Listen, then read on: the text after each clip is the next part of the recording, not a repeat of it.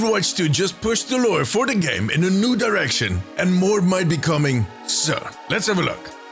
Ever since that last scene, the final PvE mission that was released now over 2 years ago, you know, where Zenyatta was meditating in Suravasa as he gets approached by Widowmaker Sombra and a bunch of Talon goons, and all of them are clearly up to something. Well, ever since then, the core Overwatch lore has been at a standstill. Every piece of lore since, comics, the short stories, the animations, had a lot to say about all of the sub-factions. And the lore on the new heroes that were released since seemed to avoid the whole null sector invasion topic. Especially with the later heroes, that whole story seemed to move back into more of a faction war. The Talon versus Overwatch thing, where Maximilian has an alternate agenda, and both Vishkar and Helix Securities are acting a little shady. The Manta and Null Sector are nowhere to be seen. The whole thing of that Null Sector invasion was, at best, background noise, which definitely was not their plan. But we all know what happened. However, 2 weeks ago, in the midst of my holiday, Blizzard released a new comic that got things rolling again. And it actually answered some of the big questions that we had after that final cliffhanger scene in the invasion storyline. That comic is set right after Widowmaker and Sombra walked into Suravasa and reported that they have found Zenyatta. As we all expected, they apprehended him. However, as I suspected already back in the day, they were doing so for Talon. Yeah, sure, Doomfist was giving the orders, but it was actually Ramata who had asked to track Zenyatta down and to bring him in. So we see them deliver the Omnic monk to his brother in Kingsrow at the statue of their former master, Mondata. Now, if you're familiar with their story, you know that both of them used to be monks at Shambhala Monastery, and that was under Mondata. And during that time, they had become best friends, almost like brothers. That's why they refer to each other as brother. But unlike Zenyatta, Ramata, most likely due to his origin as a ravager that was made by Anubis to kill people during the Omnic Crisis, had more of a difficult time to find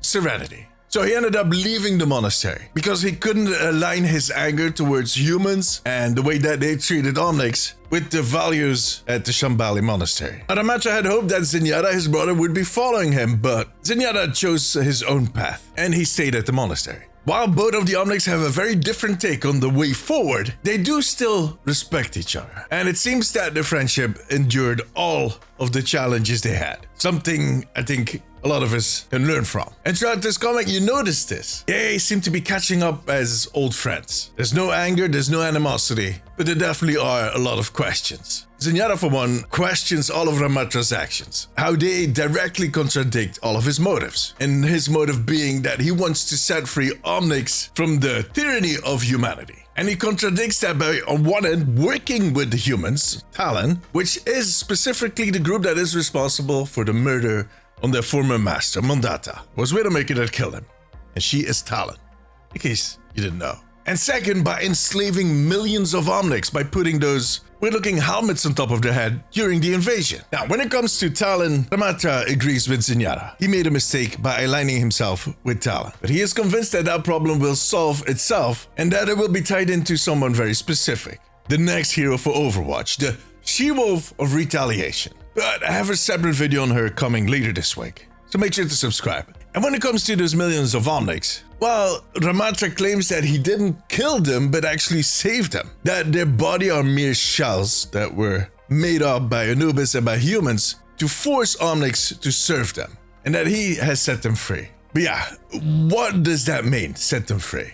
Well, it kind of looks like Ramata has managed to download all of their conscience through that helmet and put all of them in a different type of reality, digital. Basically meaning that somewhere on planet Earth, or maybe in space, could be, there is a server, a huge server, probably pretty big, that is running a digital world where all of these Omnics basically living away from humanity, or at least their consciences. Yeah, something like that. And Ramata hopes to keep all of them there till the humanity plague kind of fixes itself.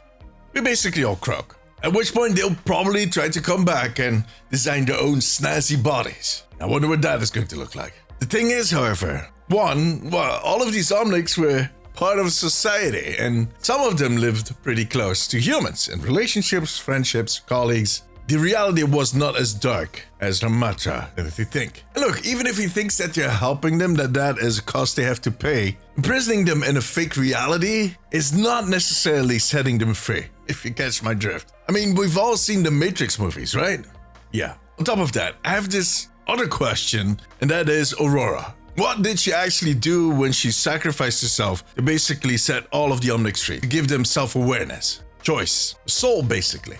I think Ramatra, by downloading all of them into a central space, might have screwed that up a little bit. And if she is the Iris, as I think she is, and still present in all of those millions of Omnics that are now on one server, she'll have something to say about that. And while she might not have been able to do so in the past, if you bring all those pieces together on one server, yeah, she might pop up at some point. That's what I'm thinking. And I don't think she's going to be very pleased with Ramatra. I mean, there are a lot of flaws in his plan, besides the fact that he shouldn't just throw all of humanity on one huge pile. Still, Ramatra claims that he is not the asshole that people think he is. And the first phase of his plan, basically the invasion, is over now. So invading Earth and putting all those helmets on as many Omnics as possible while doing some collateral damage to humanity, that phase is done. The next phase will take some time to prepare, and he asks his brother to join him. But Zen refuses again. So Ramatra walks away, and thus ends the invasion. Ramatra and his band of edgy Omnics will most likely not be seen in the lore for a long time as they prepare that next move, whatever that is going to be. And the rest of us stay to deal with Talon, Maximilian, Vishkar, Helix. My point being that the Overwatch lore is shifting into a new direction away from that whole invasion storyline towards a more faction-based plot that will revolve around greed, power, intrigue, topics that we've all become slightly too familiar with. And the next move in that new direction is going to be Season 20, with the release of Hero 45. She might be the spark that ignites, no pun intended, after seeing that one frame at least, the new storyline, which again was not the plan. I don't know if you remember this, but after a whole bunch of people were fired, a former concept artist for Overwatch actually released a few of the shots on his art station because he was looking for a new job.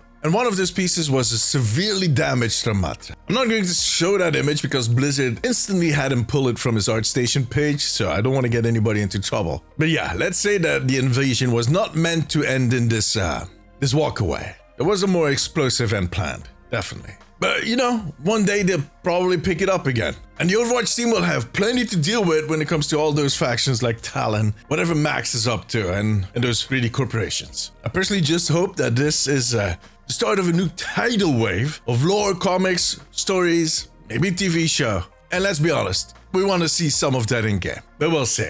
It all starts in December, or maybe a little earlier. If you haven't seen my previous video, go have a look. But tell me, what faction do you want to see represented more in Overwatch lore? Let me know in the comments or come tell me during my streams over on twitch.tv/DeemziesTV. See you there. For now, however, that was it.